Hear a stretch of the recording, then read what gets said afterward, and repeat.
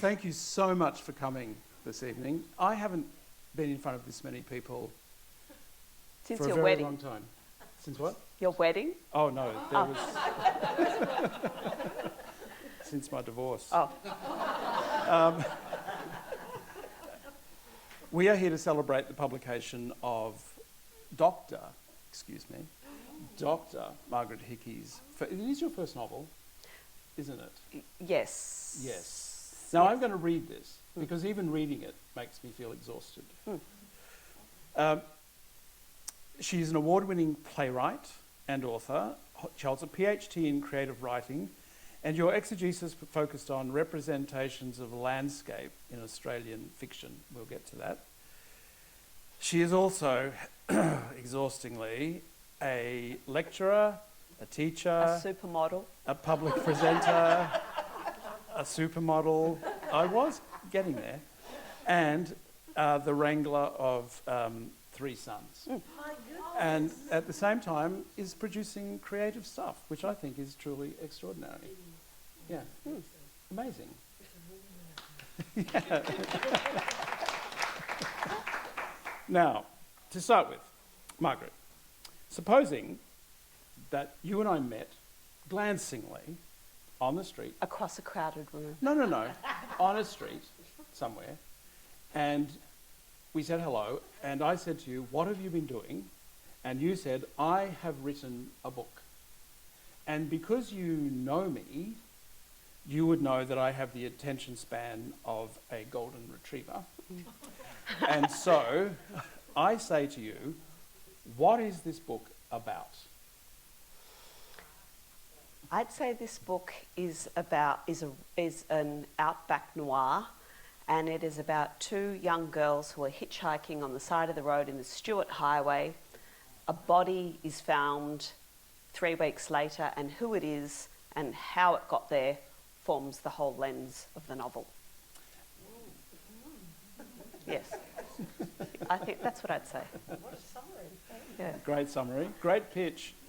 And I have to say that there are lots and lots of red herrings and the equivalent of, theatrical coups in this book where we've taken down blind alleys. It's a really sensationally good read. Thank you. This book. Also, there's a soundtrack that goes with this book. On almost every second page, there is a reference to a song, none of which I've ever heard of. Oh, really? Have you got a mixed tape? No, But I'm very much of dirt music in some ways. Okay, well, that's no, but I am a product of the 80s and early 90s, so I've got a long track record of going to various pubs and nightclubs and dodgy places in the late 80s and 90s, Velvet's, Hot Gossip, the Lizard Lounge, the Stump, and Where are these places? In Melbourne and Bendigo. I was in Melbourne. Yeah. I don't know these You missed places. out. And so those places, I think, because the book is set in 1989, I was trying to kind of recreate that time, those late 80s, early 90s. So a good sort of way to do that and to benchmark those times is through music. Yeah. Look, one of the things I really loved about this book, apart from the general thrust of the story, is that you are such a good writer. If you have not read Margaret's short stories, Rural Dreams, you have wasted your life. You need to buy that book and read it. That book has got so many beautiful stories in it. Well, some of them are set down here. Yeah. Yes, Western District, yes. Yeah. And in this book, there are moments, I'm just going to, if you could just read, the way I read books is maybe different from the way other people read books. I don't read so much for plot, I read for sentences. I am a sucker for a beautifully turned sentence. And this book is full of them. Now, could you just read this little passage here? I didn't bring my glasses. No, but I'll thank you, yeah. Starting with the wood stove and just going down to the end of that paragraph. Oh, these are perfect. Yeah. A wood stove gave off welcome heat in the small room, and he glanced around. It was the opposite of his own living room, rugs on the floor, a sunken yellow couch piled with cushions, standing lamps and books all about. He recalled how much she used to read. A bookcase was jam-packed with novels of every type, with more scattered on every surface.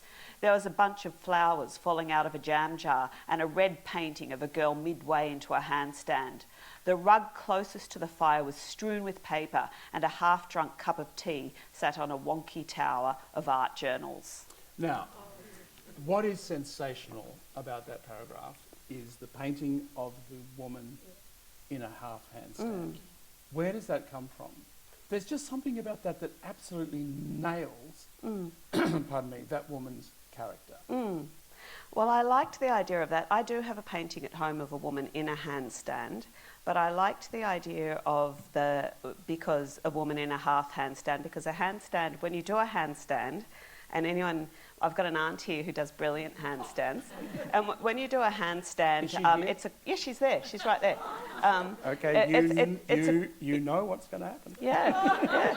It's a great feeling of kind of achievement, and it's a great joy when you succeed in a handstand, because it's strength and it's agency, and it seemed to me something about females, because females in this book, I hope, have the agency, and this woman is on her way to getting it. But what I loved about that paragraph, and what is characteristic of your writing in the short stories especially, but in this book as well, is that you do this thing where you have this accumulation of small details, and at the end of the accumulation you get an absolute really sharp sense of where we are and who we're with. And if I could give you my spectacles one more time.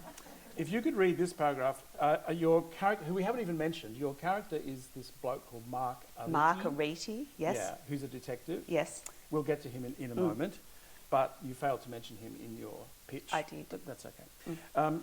If you could read that paragraph there, just down to there, which I think is I'll tell you why I love that. Okay, I think I know why you're going to like this. He drove a couple of blocks into the centre of town and parked outside the only pub he could see. Out of the car, he stretched his legs and decided on a walk around town. In the early afternoon, Bray Inlet was hard-bitten and mean. Treacherous footpaths gleamed wet, and a flannelette shirt lay discarded in the gutter, the arms stretching over the curb. An ice cream shop, shut for the winter months, was covered in white gull shit, and the old bank had a for lease sign. Ingrid had moved to a beach on the howling coast, far away from family or friends. Why? He rubbed his hands, walked into a petrol station and bought a Big M. Stop.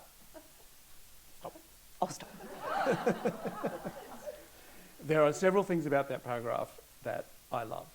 First of all, the way that it ends with he bought a Big M. The banality of that is brilliant. And also, I love the fact that you weren't happy. I don't know whether you're doing this consciously or unconsciously, but you weren't happy with the flannelette shirt being discarded in the gutter. You add that exquisite detail, the arm stretching over the curb. So when you and the adjective, the howling coast, a single word that nails something. When you're writing this, how conscious are you that you are actually doing this?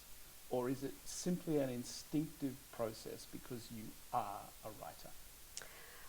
Well, with my short stories that I wrote, they're over a period of sort of 10 years, and I was writing them when I was full flight into academia, and I found them a torture to write because I was trying so hard to be every word precise and every word literary, and I was trying to be someone really great in the literary world, and And short stories are hard. Short stories are hard. Whereas this one, I thought, I'm just going to give it a crack. I was at the Grampians with my family, and I thought, I'm just going to write each day. I'm going to wake up and write each day and write a little bit and not know where it goes and not know where it happens and just enjoy the process. So it wasn't really conscious, but I do like images. I like the image of the arms stretching up, sort of pleading on the gutter. But the empty. I didn't agonise over anything in this book at all, really. So does this come down to my belief that writing is essentially a talent that can be honed by practice and by teaching, perhaps. But it is something that's innate. Would you agree with that? Yeah, I Correct would. answer is yes. Yes, I would. And great, because yes, in a way, I would. But it does take a lot of work, though. I've had a lot of stuff rejected. But funnily enough, the one where I not cared the less, but when I let myself be free of any expectation and didn't worry about my peers or anything, that's the one that's had the best success, which is this one. Which is this one. Yes. Yeah. And I was pleased to read in the back of this, there's a little interview with you, and you say that you belong to that family of writers who don't plot. No. You just sit down and trust that it will unfold in a way that will surprise you, and in surprising you, will, you hope, surprise your readers as well. Is that the case? Yeah, so this one, I didn't know who the killer was or what exactly was going to happen until about 70,000 words, and then it kind of came to me, and I thought, and I was really interested in the concept of Lockhardt's principle, which is the... I was going to ask you about that. Yeah, which is the policing and detective... well, while we're here, explain that. So it's the investigative detail, Lockhardt's principle, that every crime, you can solve every crime if you just go back to the scene again and look at the evidence. So the answer is always there, everywhere. Everywhere is there, but it's in the evidence. It's not in what people see, it's not in people's testimony, it's what's there. So... and that's what's happening with William Tyrrell. I know. Well, I was really interested. That's Lockhardt's principle. Yeah, but I was really interested in that, because if I had have been writing that story, the cops would have gone and looked at that straight away. Or this is unfolding like a horror story, really. It's a non-fiction, it's a horror. But again, it's Lockhardt's principle, and I thought they would have gone to that early. There's a weird, in that William Tyrrell thing, there's a weird, peculiar and unsettling relationship between the policeman and the stepmother, where see, this is ridiculous because we don't know, so we're just making this shit up. But according to the media, he felt that she was incapable of committing any kind of crime, and it's probably true. We shouldn't even be talking about this. But that's Lockhardt's principle in action. Yeah, so I tried to apply, when I was writing, I was going, who the hell has committed this crime and how it's going to end? And I thought, go back to Lockhardt's principle. And I was really interested. I spoke on the ABC a few weeks ago with the former Assistant Crime Commissioner in Victoria, and it wasn't, everyone says Christine Nixon, but it wasn't her. I think it was the one before her, Sandra... Nicholson. Sandra Nicholson. Yeah. And she was great. And she said to me, and we were talking on air, and she was so interesting, and she said when... She was the boss of when the mob wars were going on in Melbourne, when Tony Lockbell and all that sort of stuff. And she said when there was a murder committed, she said, what you do is you don't go, of course you can't as a police person go in there and go, oh my God, there's a dead body. The first thing you do is, and she was so great, you go in, you look and you ascertain, yes, that person cannot be helped, and then you scan the room. You scan the room, because 99% of the time the murderer will be there, or there'll be some aspect of Lockhardt's principle that you can solve that crime in the first 5 minutes. And I thought that was so interesting. And I said, so does that mean in movies when someone dies and there's a funeral and all the cops are there in their suits standing by the trees? She said, no, it's true. It's true, because that's another element where they can find some sort of evidence. So I tried to apply all that there, basically, and that's how I solved that. Yeah. Well, it's also, when you talk to a police person, he or she will always tell you the reason they can solve crimes is because criminals are mostly really stupid. Yeah. They're just stupid. Yep. They're not masterminds, they're just stupid. Now, you talk about, tell us about Margaret. I know that's a very Radio National question, but tell us about Margaret. So, well, I didn't set out to write. So I have had some flack, I notice, in some things about why I haven't written from a female protagonist. And my answer is I don't know. And whether that says something bad about me or the culture with which we're writing in, That or didn't even occur. yeah, I don't know, but I liked him, and I've got the good fortune to have, I've got a great dad. I've got two brothers. I've got a wonderful husband and 3 sons, and lots of uncles who are farmers down here. And I'm fortunate to have good men in my life, and flawed men. And I did write a play called Bloke. Did you say forward? Flawed. Or flawed? Possibly. How do you feel about that? Is your father here? Yes, there he is. Were you aware how flawed you were? Yes, yeah. Until this moment? Dad said the first book he's ever read was one of my ones. Wasn't it? Or is that a lie? I don't know. Anyway, so that was it. Yeah. First flaw, big liar. So I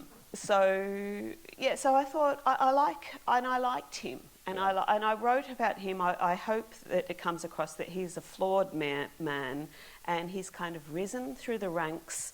Like Macbeth, through no spur of his own, he's kind of risen through the ranks, and whereas his co-worker Jagdeep Kaur has to work much harder for a notion of who she is and being female, and also she's a Sikh woman, and he's sort of realising that things are a bit easier for him, for who he is, but he is essentially a good man, yeah, and I like him, yeah. So I don't know why I wrote from his point of view, but I feel quite, I feel like I could get along with him quite well, yeah. You describe him as, he says himself that he is an inland man. Where are you? Are you an inland person? Well, now I'm in Beechworth, so now I'm an inland person, and I have been. So when I was growing up, my dad was the headmaster of Little Bush schools in Victoria, so we moved around lots of different places. So we were in Walwa and Patchywallock in the Mallee, Walwa in the northeast, Dean's Marsh near the Otways, so there was, and Red Hill in the peninsula. We should have bought there, we didn't. And then later on Bendigo, and then I've lived in Traralgon and lots of it, but mostly always in the country. But my mum is from Toolong, which is 5 kilometres out of the road, out of Port Fairy, and now my parents live here. But I would say I'm a Victorian person, a rural Victorian person. Right. Yes. Is there a difference in sensibility between I think so. An inland person and a seaside person? I think so. Or like me, an urban? Because I think you can tell. I'm really interested in that, and I think when I look at my inland family and my beach family, they look differently. There's a different look, don't you think? Port Fairy people, I think so. I think there's a sort of a weather-beaten. Well, there is. There's a sort of a weather-beaten, and there's a the moona trees down here, the beautiful moona trees. There's kind of something about living in the wind and on the coast and in the salt. There's a really wonderful look about people who are from Port Fairy and who are the southwest. Yeah. Whereas where I'm from, it's more kind of they're mountain people, I suppose. That's me, Be careful. Of where? I'm a Beechworth person. Oh, good. Well, so am I. So I think we're fabulous. I do too. Yeah.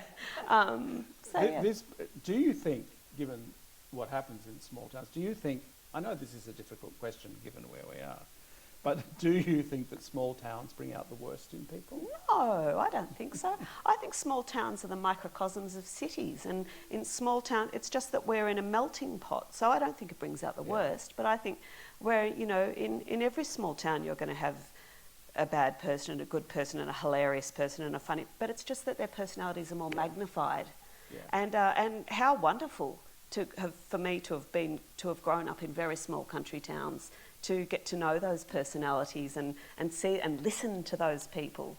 One of the great things about this book is that you don't fall into that trap that I reckon some Australian rural noir novels have fallen into, which is to represent small towns as a kind of gothic horror. Oh, no. Where every person in the small town is a kind of grotesque. Oh, isn't that awful? And that is a kind of trope. Well, it is a trope, and it's also it's very sort of metro-normative, and I don't like that. I used to feel really cross when on the news the Melbourne presenters would say, "And we're going to have a lovely sunny day," and I'd think, we don't want another sunny day. We need rain. So stop, it was very so metro-centric. I don't like that on television shows either, where they paint out to be the sort of the village idiots in the small towns. No, I think it's an insult. Yeah. I would never paint country people. Are you like comfortable by the ocean? Yes. Yeah, I love the ocean. Yeah. I love it so much. This is where, because we moved around so much, and this was the sort of the stable place. Yeah. Because my family are from here. This was like the homing point to come home to Port Fairy. I was just sitting with my friends having a champagne on the beach before, and I was thinking of my Nana Coffee, who used to make she used to make all of us kids tomato sandwiches. Oh, we hated them, but we loved going with Nana, and we'd sit on the east beach near the Yachties beach, and we'd sit there, and the sand would crunch. We'd eat them, and they'd be sand crunch, and we'd say, "Oh, thanks, Nana," and they were crunching the sandwiches. But and you're not selling this. I'm not selling it, but there's kind of a love there. Yeah. There's a love. So everywhere around here where I look, there's really wonderful memories. We are very different people. I stand on the beach and just think the water is saying, "Come in and die, land boy." Oh, no. I can't wait. Now, what I really want to get to is, I remember... I know what you're going to ask. I know. I talked to you on a panel in Clunes. I think that was earlier this year, or maybe late last year. I don't know, it's all a blur. Time means nothing anymore. And you told this astonishing story, which apparently your parents haven't heard. Gird your loins. And this book is about hitchhiking. And I imagined, because I'd heard that story when I read this book, I thought, the core of this book comes from that story. It must come from that story. And when you told that story in Clunes, everyone in the room was horrified. I would like you to re-horrify this audience. So, do I have your permission for you to tell this story? Yes, I don't mind. Excellent. I mean, they're... Excellent. Yes, yeah. So it's nothing horrible happens, Mum and Dad. Nothing. Right. But it is true. So... So I always, when I finished school, and in 1989, my cousin Josie and she's 3 years older than me, we would go, and I think my parents thought, "Oh, Josie's 3 years older than you, she'll look after you." And Josie, no, but and we would hitchhike. We were so, I love it. So we would hitchhike up the Stuart Highway, and we would go to Darwin, and then we would catch a little flight to Kupang in Timor, and we'd travel across all the little islands and end up, and we didn't like Bali by then, but we would spend months doing that, or we'd hitchhike up to Darwin, and then we'd hitchhike across and get a little job in a pub somewhere, and it was such a wonderful time of freedom. One time for 3 days we hitchhiked with Bob Hawke's son, and we didn't know he was Bob Hawke's son, and we were saying, which one is he keen on, you or me? And he was saying, "You should come and visit me at my parents' house in Sydney." And we were going, "Not on your life." But now we wish we had. But one time, there were some really eerie times hitchhiking, as you can imagine. And that Stuart Highway, that highway that cuts the country in two, is so palpable. And I'm sure many of you have been up and down that road before. And one time, Josie and I were in Port Augusta. We were just north of Port Augusta, and we were so stupid. I was 19, she was, I don't know, 21 or whatever. And we were trying to get to Cooper Pedy to stay at the backpackers there. There was something fun happening at the backpackers, and we thought, well, wait a while.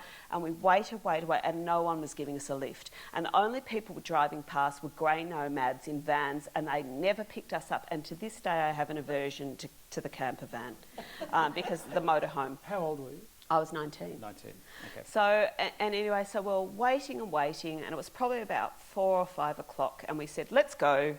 We'll have to go back to Port Augusta. We'll have to get a lift back in. And a ute pulled up. It would have been about 5 or 6 o'clock. A ute pulled up, and it was a young guy. And he said, "Where are you going?" And we said, "Cooper Pedy." And he said, "That's where I'm going."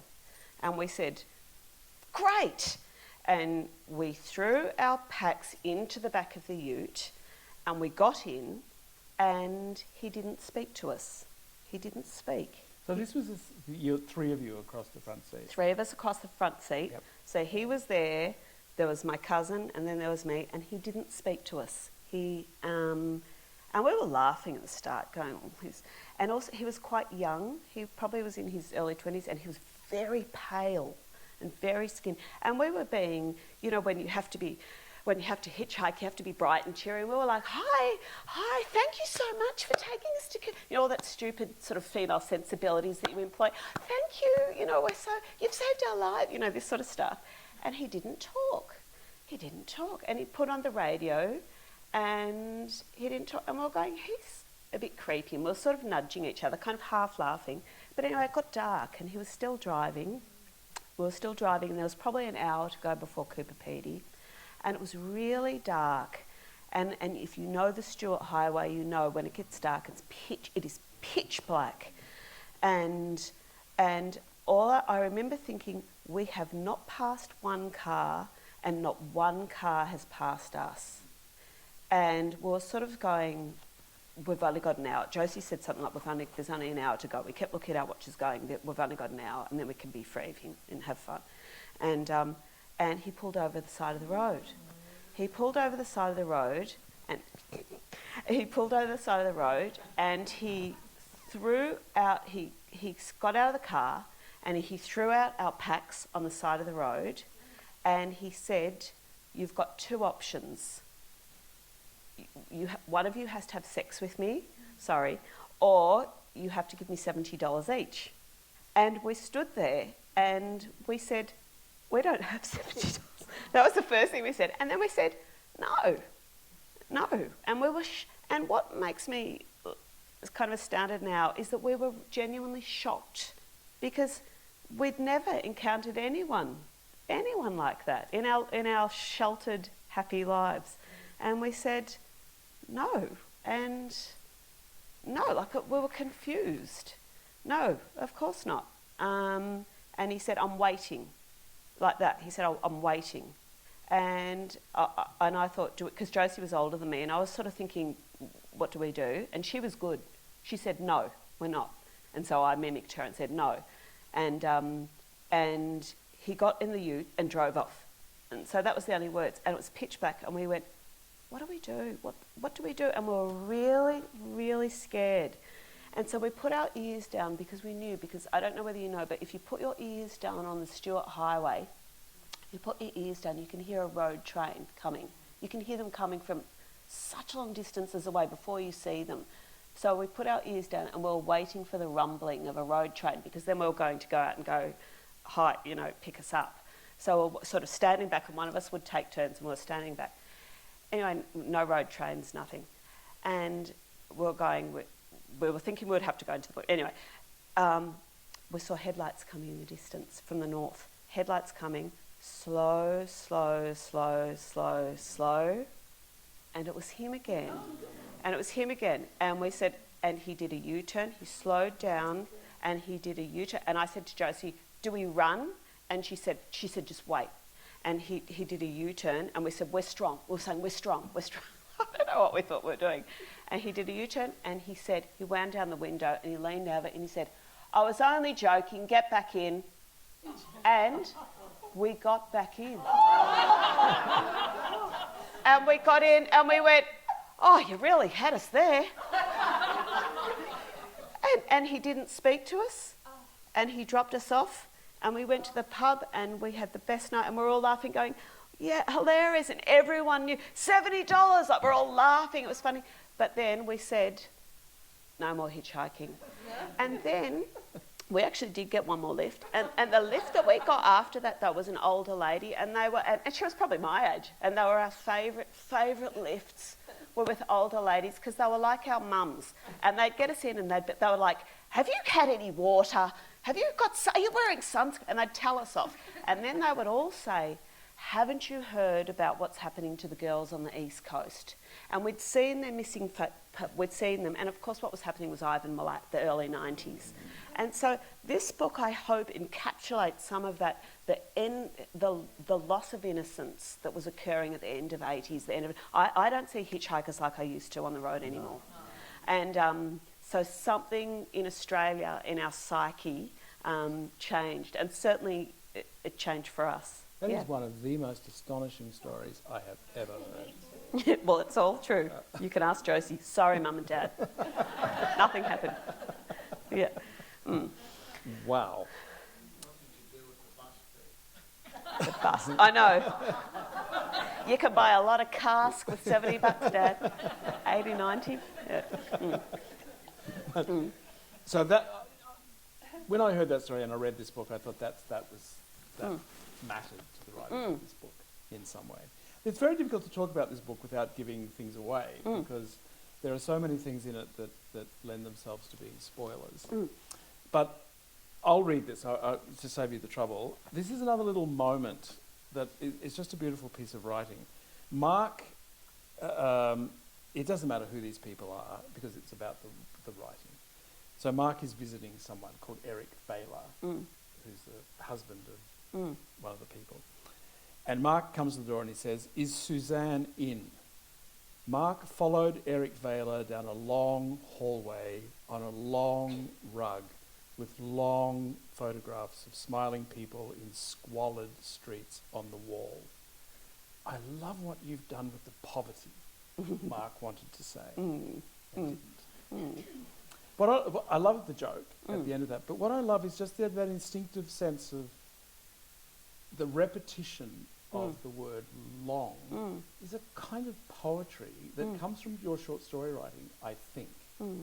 Because when you write short stories, you have to be so condensed and so disciplined. Oh, they're so hard. They are so hard. Now, this book is a real tribute to discipline and order in your writing. Are you ill-disciplined and disordered in other areas? Yes, of your life? I think so. Yeah. Oh, tell us about that. Well, actually, I don't know. I suppose I am. I don't know. I mean, I don't think I'm particularly ordered. You know, I'm like everyone else. I've got three teenage boys. I've got a messy house, and I work full time. So I just buy a bigger laundry basket, and I work in the shed with the smell of the whippersnipper in the background.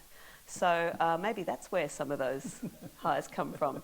But no, I'm not particularly. I mean, I write when I can. I'm a binge writer. I write when I can. I'm lucky now because I've got a contract to write the next 2 novels in this series. Wow, congratulations. Yeah, thank you. That is a rare thing. Yeah, well, it's very. I know I'm very fortunate. But my husband said, and when I got paid, and when I got the contract for the second 2, it was really exciting. But then I went, oh. And my husband said, "I know how you feel." Because when he played for Tempe Apache in the 90s, they offered him $20 a week to play, and he was so honoured that he would travel every week from Monash University, like 10 hours up to Oyen to play. And in the end, he started playing really badly. And in the end, he said to the coach, "Carbo, take the money back. It's too much pressure." And so he knows exactly how I feel. So I'm a bit like Penguin. I don't want it, but I've already spent it. So yes, yeah. In this book, you do deal with really dark things, but there's a lot of humour in it as well. But you deal with things like domestic violence and rural suicide, especially. Do you think that a crime novel, because it is a crime novel and a thriller, do you think that is a good medium to smuggle in really serious social issues and get people thinking about them in a way that they might otherwise not think about them if they were in more, worthy texts? It probably is a good genre to do that, but I'm never ever conscious of writing that or writing about issues or perhaps what I should be. The moment I start thinking of what I should write or what is worthy, I can't write it anymore. So I suppose what I write is what is important to me, and that is females and family violence. Things that I think are really and rural suicide. Yeah. So I write what's important, but never have I written what I should write or what would be worthy. The moment someone says that to me, I don't think I could do it. I would give that $20 back and not play for Tempe Apache anymore. Carbo, have it. Yeah.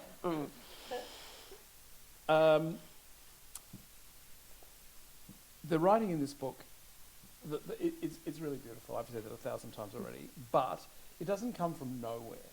It comes from, I imagine, a lifetime of reading. Yes. And so, who were your formative authors? Oh, gosh. Who did you read as a child? As a child? Well, as a teenager, as a child. Well, I remember reading A Wrinkle in Time, and the main character's name was Meg, and just being absolutely transfixed. Then later on, as a child, I read a lot of Georgette Heyer. I know you laugh at that, but I don't. I think she's wonderful. I don't laugh at that. Oh, good. Well, not loudly. Yes. Yeah. I read everything. Did you read the Georgette Heyer mysteries, which I think are really good? Yeah, they're great. Or everything. The Regency stuff? Both. All of them, but I like the mysteries. Yeah. So I read everything, and I read every genre. And at university, when I was lecturing at university, one of my things that I was really interested in was genre. So because I was teaching Gothic, and so I love Gothic literature, and I love. I think genre is really interesting, and we don't think about genre enough. But and you would know too, because you're a crime writer as well. But there are conventions in every genre, and we have Mayer, a beautiful bush romance writer here who writes, and Jock, an historical fiction, and there are conventions to each thing. So in Gothic literature, for example, there's the foreigner, the beguiling foreigner. There's the falling down decrepit mansion. There's a key or red curtains.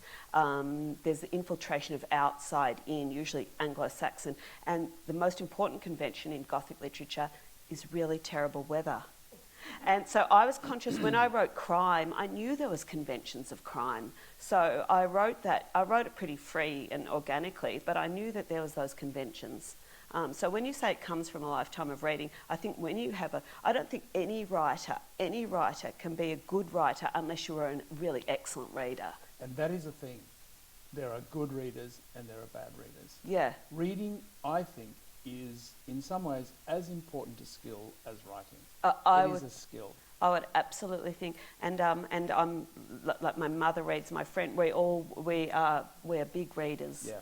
And I don't know what I'm like at writing, but I'd win a medal for reading.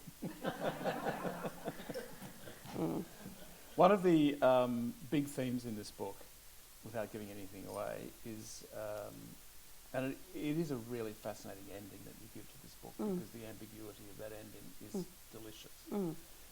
But one of the themes is definitely forgiveness, I think. Do you think there are crimes for which forgiveness is not possible? Yes, surely. Yes, I do. I wish I didn't say that. I wish I would say everyone can be forgiven, but I think there are some crimes that, as a mother, I think there would be some crimes. If a crime was committed against one of my children, I don't think I could forgive. I find it amazing when I see people saying, I forgive them. I think that they've got something that I don't have. They must be a better person than me. I do think that sometimes I wonder where all the anger goes. I wonder why we don't have more vengeance killings or something. I really don't sometimes. And that's not saying I condone it, absolutely not. But absolutely not. But I don't think, surely not everyone can forgive. I don't know. No, I can't. You steal my parking space. If I had a gun, you'd be dead. Oh, okay, yeah. See, I'm not that bad. But Port Fairy, though, Sackville Street, it's really hard to get apart.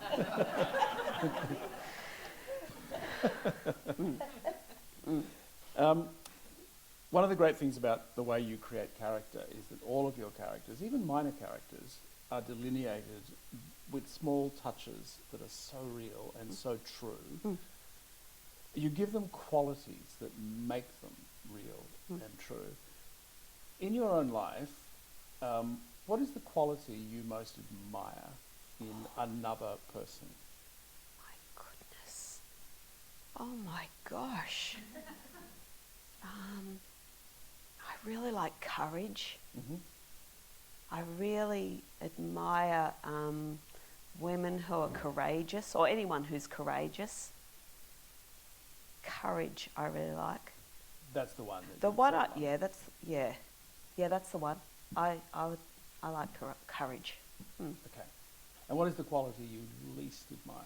I think people are going to hate this, but I think when you put a hashtag in front of kindness, Oh, it's really, the other meaning is shut up. Like, I don't like hashtag be kind.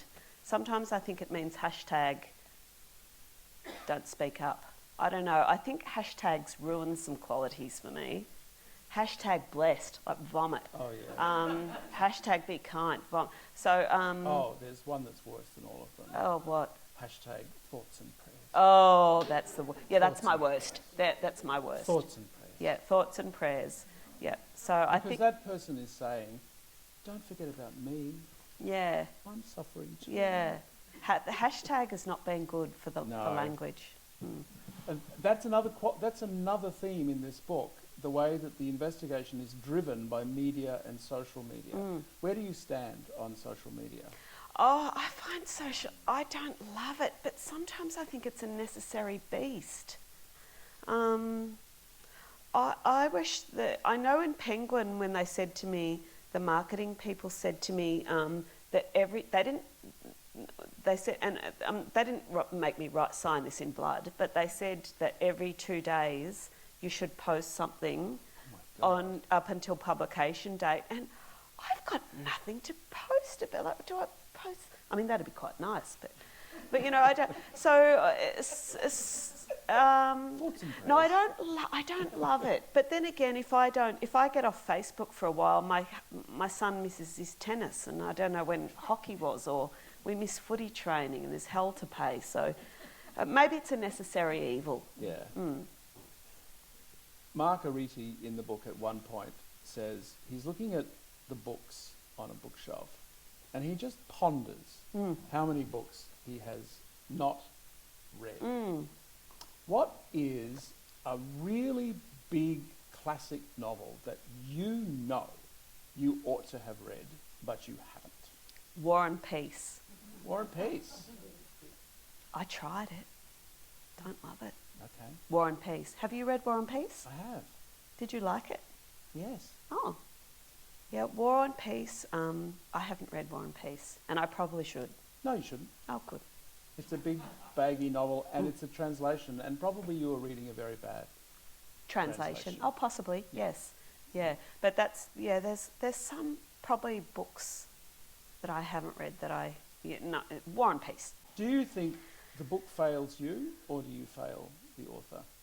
Oh, now that I've written a book and I know how, I feel I try to persevere because I know how hard it is to get a gig in this publishing world. Yeah. So, no, I don't think the author's failed. No. Oh, no, I just think it's not for me. Oh, you see, I take a very hard line on that. Oh, do you? No, Yeah. I don't. And I think the author has failed you. Oh, really? Absolutely. God. If the author hasn't got you in by a certain... That's a fail. Oh, see, but other people might like it. Well, that's not a fail for them. Oh, okay, yeah. No, I don't But think the it's a author's fail. failed. Right. You should hashtag be kind. Thoughts and prayers, Margaret. Thoughts and prayers. What are you reading? So at the moment, I've just picked up, now I'm going to say the name wrong, the Offing. You know that one? Oh, it's beautiful, the first 2 pages. And I've also got O. William, Elizabeth Strout. So I'll read those too. So, but the Offing is really beautiful. I'm reading a couple at the same time. Yeah. And I'm also going back to, and I've got a third one that I keep going back to, which is Engleby by Sebastian Faulks. I think that's terrific. Yep. And what are you writing? So now I'm trying to write the second, so I'm 65,000 words into the next one, which is called Blackwood, and it's due on December the 23rd, and I still don't know who's done it. So I'm trying to find out. Yeah. So I'm trying to find. So each day I come across another clue. Yeah. That is a great way to write, though. But it's very time inefficient, though. No. I wish I was better at planning. Some people have. I wonder if what Jock has. You know, some people. Oh, you have. Do you have? No, I'm like you. I just start writing and see what happens. Yes. Yeah. So that's what I do. I just and then I usually find out, and I go, oh, that's right. Yep. we've been talking for a very long time, and I think people need to ask questions of Margaret. So if we could turn it over to you for 10 minutes or so. Yo. I love hearing conversations. So can you tell us how you thought their cousins was? So the ASA, the Australian Society of Authors, has literary speed dating, and it was on Zoom, and so I signed up for it. I thought, I'll sign up for it because I'd written this, but I hadn't shown it to anyone. And then they put me with 3 people. They put me with Affirm Press, Pan Macmillan, and Penguin Random House. And I've always heard of Bev Cousins. Are you with Bev? No, I'm not. Oh, okay. So I thought Bev. I've always heard about her. So she was my dream. But the first one I opened up, it was a Zoom, 3 minutes you get to pitch your thing. And the first one, it was like, Richard Wilkins from Countdown in 1980. He was like, hey, the first one. And I was thinking, oh God. And he looked a bit sort of bored.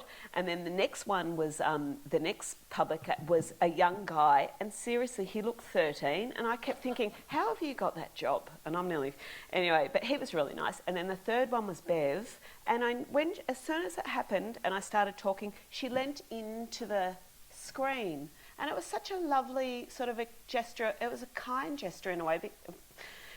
And she leant in, and then I leant in, and it was better. And then I was here at Port Fairy with Mum and Dad, and I got a phone call from Bev saying that she would take the novel on. And then Jock Sarong actually was really lovely. Bev sent Jock the manuscript, and Jock wrote the cover quote. So Jock, it was such a lovely symmetry, and so thank you, Jock. So he wrote a really lovely quote, which was wonderful.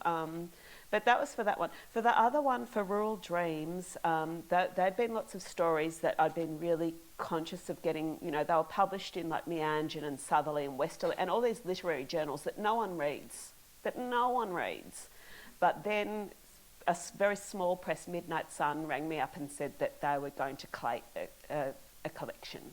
So that's how that one happened. But it was a long time may have happened. I'm 50 next year, and yeah, it's only just sort of happened for me. Yeah.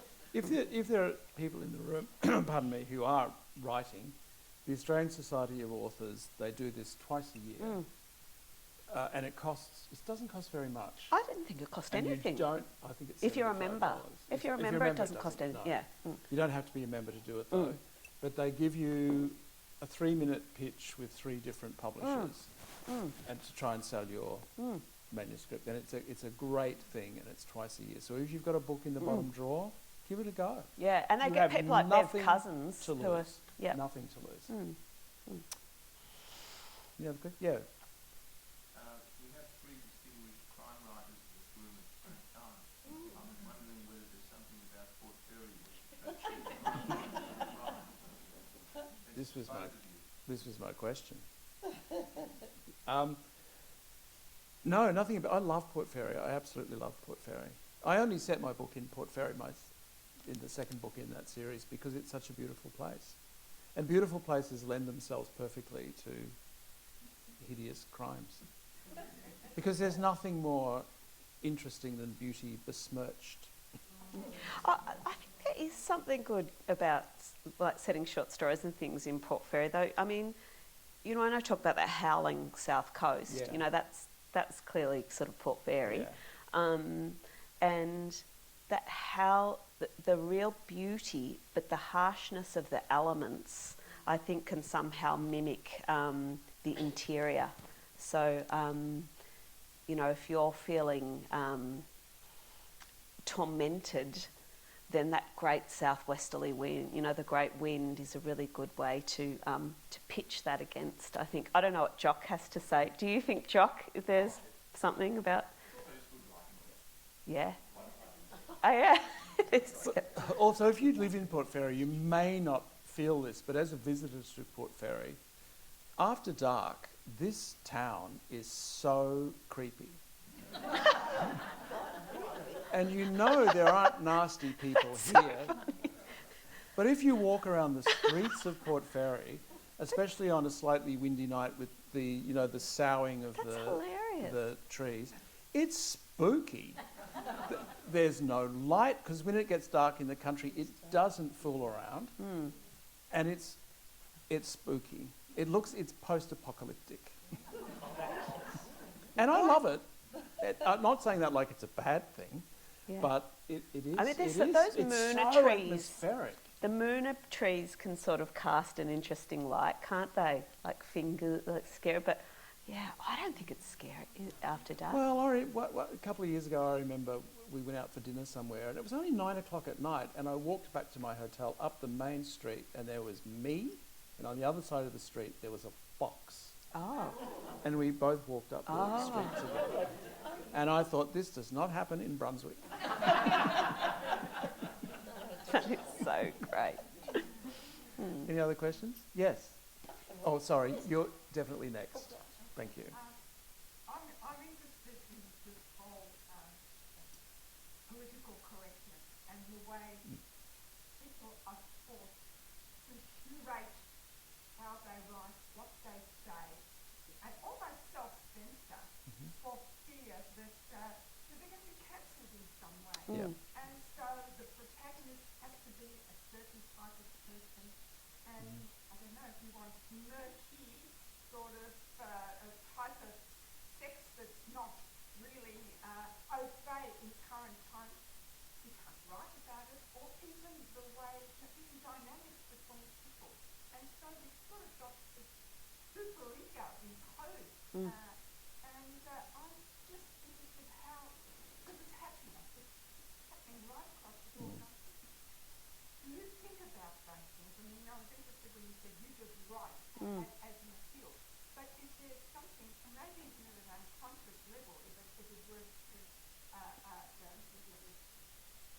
exposed, that really directs one's writing in a Martin? certain way? Well, for this one, no, I just wrote it, and it was only towards the end when I'd finished writing, because I didn't tell anyone I was writing this, so I didn't write this for publication. I just wrote this, and I thought I'll give it a crack and see how it goes. But I know that at the end, when I'd finished writing it, I worried that the publishers wouldn't like that I'd written a Sikh character. Or they would have something, and Penguin were really great about that. They didn't make me, but the editors is a Sikh woman of the editor of the book, and she was terrific. You know, she said it's great. She loved that there was a character in there. Jagdeep was in there, so maybe that was Penguin's way of kind of crossing the T's there. I'm not sure, but I was never conscious of it when I was writing this one, no. But that was interesting. They gave me a Sikh editor. Such a complicated thing. Now, most books have to go through a sensitivity reader. And it depends whether the sensitivity reader is 20 or 60. That matters. It's very difficult. I avoid all that. All of my books are set in the 40s, so I don't have to deal with the modern world. One last question, and then we have to stop. Well, I'm actually taking a bit of a detour here, but I'm interested in your PhD in literature, and I think, okay, where do you go here? Is this actually about your writing process, or is it about an exploration of literature? Just to remind people, the exegesis was the role of the Australian landscape Depictions of literature in Wow, Australian my landscape. God, you should have lots Yeah, of so work I was there. tracking how Australian writers, predominantly white Australian writers, certainly initially, from settlement, have written about the land, and what I found that there's been an absolute shift, a cultural shift in how we perceive the land. So, I mean, it's really interesting. Up until the first writers, Mary Vidal and Edward Dyson, the first writers wrote, their writing is homesick. They're completely homesick, and they don't write anything nice about the land. They're fearful, they're worried, they're nervous, but this homesickness comes out, and all they want to do is go home, home, home. What they want is Wordsworth, the daffodils dancing, and what they got was, stringy bark, and it was really tough. But then even when we get to Henry Lawson and the Bulletin writers, I've never known, I will never, it strikes me so interesting that one of our national writers that we hold to such high esteem, and I love Henry Lawson, by the way, but he writes about the landscape in such disparaging terms. It's boring, it's mundane, it's better when the moonlight hits it, it's never ending, it's soulless. These are all terms that Henry Lawson used. What he loved was the characters, the people, and that came through. Banjo Paterson romanticised the bush, but again, it was more about the people, not the landscape. It's not until we hit the sort of 1950s and 60s with Eric Rolls, when he wrote 1,000 Wild Acres, that we start to have this sensibility where there's an appreciation for the land and for the Aboriginal land management of land. And now, you know, if you read Jock's beautiful writing or Robert's writing, there's a real appreciation for the land now, and coming to terms with who we are and our place in it. The notion of white belonging is really interesting. Yeah. But we're coming to it's really lovely. And now what we get in Australian writing too is increasingly how climate change is affecting that's increasingly creeping into into our fiction as well. So it's really changed how we write about the land. Yeah. And it's there in the visual arts. It's there in the visual arts as well, and you know, art always mirrors real life and culture. So it's an interesting way to track. Yeah. Oh, Yes. wow. Thank you. Great question Oh, great God. question to end on. Could you thank Margaret Hickey, please, for her generosity? Thank you. Thank you. Thank you, Robert. You're welcome. And Margaret will be signing books up at the counter, and you do need to buy either this book or Rural Dreams, or both. Thank you, Robert.